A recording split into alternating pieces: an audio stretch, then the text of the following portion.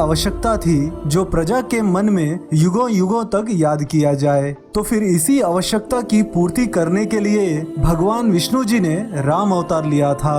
दोस्तों, श्री राम जी की रामायण पर एक पूरी सीरीज की वीडियोस बनाऊंगा जिसमें त्रेता युग के रामायण को आज के समय से रिलेट करते हुए वो बातें बताऊंगा जिसे जानने के बाद भगवान श्री राम के प्रति भक्ति आपके मन में और भी बढ़ जाएगी। तो सबसे पहले ये जान लेते हैं कि वो कौन सी परी थी जिसने हनुमान जी को देख पहली नजर में ही प्रेम कर बैठी। दोस्तों, ये उस समय की बात है जब हनुमान जी पहली बार अशोक वाटिका में सीता मैया के दर्शन कर लंका दहन करके लौट आए थे। तब श्री राम की वानर सेना लंका तक पहुंचने के लिए पुल का निर्माण कर रही थी।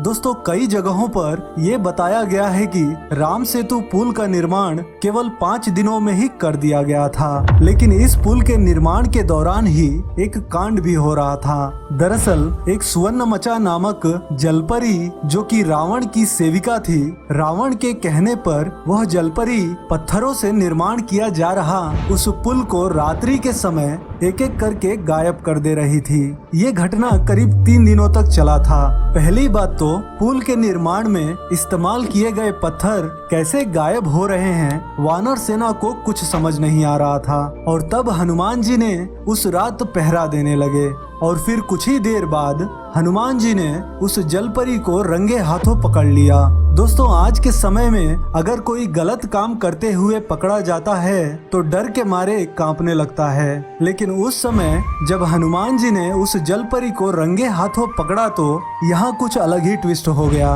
दरअसल वो जलपरी हनुमान जी से तनिक भी नहीं डरी और तो और हनुमान जी के दिव्य और विशाल रूप के प्रति इतना आकर्षित हो गई कि वो हनुमान जी से प्रेम कर बैठी। दोस्तों, हनुमान जी ठहरे बाल ब्रह्मचारी, उनके कण कण